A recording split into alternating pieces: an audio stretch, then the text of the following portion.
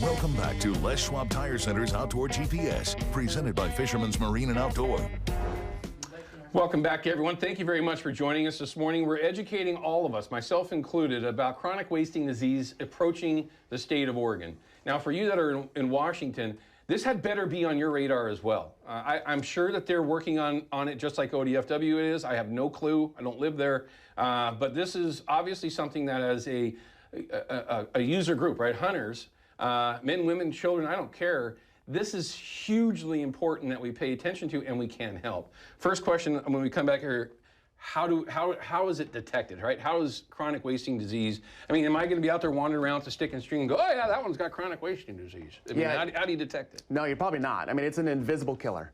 And these animals can be infected for years and years before any signs show up. So the way CWD is detected, or it's typically found, is through samples of dead animals. So we'll take a lymph node or take some brain stem samples, and that's why hunters are perfect, right? They have those dead animals to provide, and they've got the head ready to go, and that's where we collect our samples. Do you damage if somebody were a trophy hunter, and I am not, if they were and they had a trophy that they wanted to have mounted, are you going to ruin that? No, we're not.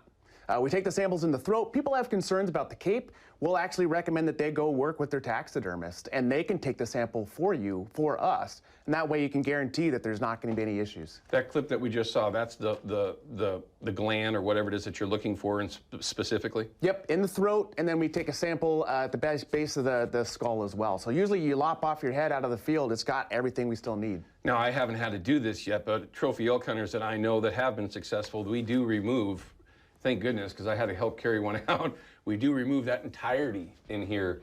Don't do that. Save that. That'd be ideal. Right. But also at the same time, we can get the brain stem, which is way down deep. Oh, okay, yeah. So removing kind of like the pluck that you're describing, that isn't an issue. It's 6 or 7 pounds that you can get out of there of a mature bull elk. So, understand. Okay.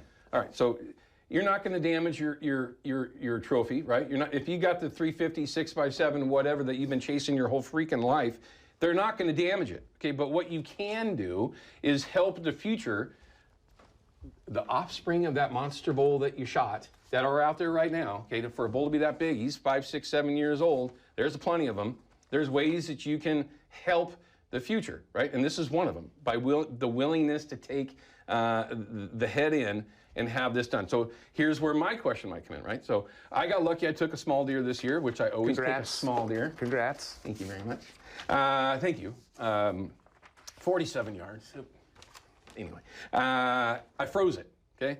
But it was in September, right? So it sat for 7 days before it ever got into a freezer, and then it was frozen when I did get home. Is that still testable? Absolutely. Okay, perfect. Yep. I did this on purpose. I was thinking ahead, and I don't do that often. It is frozen. Can I bring it right to you? Do I have to thaw it? What's the process that you guys would appreciate, or can we work with there? Yeah, so call our office beforehand, schedule an appointment, and we'll give you that exact advice. Tell you how long to have it out beforehand so we can dig into it. Because if it's a frozen block, we can't get into it. So we just need it just soft enough, especially if it's something that's kind of a little, been out in the sun for a while. We don't want it fully dried out. Right, so we have to work with you on that one. All right, so let's say somebody like myself, they froze it, they come in, they just walk into one of the field offices. Can they leave it and then come back and get it? Yeah, so you make arrangements with our offices. We're being very accommodating. Some offices are setting up some bins or freezers where people can make arrangements to drop those off maybe after hours or drop it off on the way to work. They can pick it up on the way home. There's a lot of things that we're trying to do to meet the hunters in the middle to try to get these samples, because it's that important. That's why we're also working with taxidermists and meat processors and all sorts of folks to try to collect these samples. What's the most important thing that all of us that are watching, that are learning right now, can take away from this or remember? Hunters are absolutely imperative in us being able to detect this thing, and it's statewide. We know it's in Idaho, but this thing can pop up right behind us. So hunters play that critical role. This has a massive impact in the future. Early detection is what it's all about. Because if we can isolate this issue, if we can pinpoint the problem, we can respond with the scalpel blade rather than the mallet. And we all want that. I really hope that y'all caught what he just said, the mallet. And I don't want, as a hunter, we don't want anybody throwing mallets around. Let's just call it good on that, right? No, so this is an issue that we all have to pay attention to. Sources that people can utilize to learn more about it. What can they do? Lots of stuff on our website. There's a lot of good information just on the internet. There's so many states that this has been a problem for them for decades. There's a lot of good information on the history, but our state in particular has the content to say what's going on, what do Oregonians need to know, especially about what's going on in other states. Because we don't just blindly look at our state. There's people that go to other states and move back and forth. So they need to be aware of those restrictions and things that they might do that have unintended consequences back home. I mean, really, everyone, listen, as a bow hunter, 2 years ago, we lost the ability to have just a general season bow tag in Eastern Oregon. Now we have to draw for it. At the time, I asked the individual that we were interviewing about that topic, is it going to come back, right? We lose it, we never get it back. Are we going to get it back? Is it going to be a regular, just general hunt again, if everything goes right?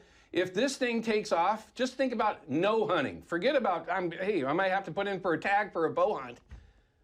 Just imagine none. I am not kidding. This is something that is so serious that if you're ho-humming it right now going, you should just be quiet, Owen, you just do this all the time. I'm serious. This is something that you have to pay attention to. And if you can help, do it, please. That's what we do as hunters, as the outdoors community. That's what we do. Final thoughts. Is there anything that we're forgetting? If you see a check station, stop. If you've harvested a deer or an elk, right?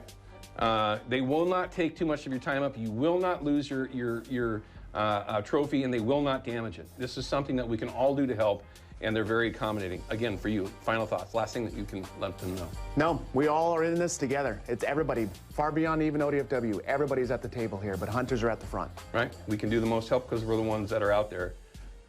Makes you feel kind of good about that, doesn't it? Now, have some success. It doesn't always work that way, but sometimes you get lucky like I did. Hey, it was good to see you. Thanks, Owen. We'll see you again soon. We need to keep this out there in front of everybody. All right, we'll be back in just a little bit. We're going to check in with Brandon Glass live from the Oregon coast. Let's just call it that. We'll be back in just a minute. Outdoor GPS is brought to you by Terra Firma Foundation Systems. We keep homes safe, dry, and stable. By Yakima Bait, steeped in tradition, innovation, and fishing success. And by Procure Bait Sense, ruthlessly effective.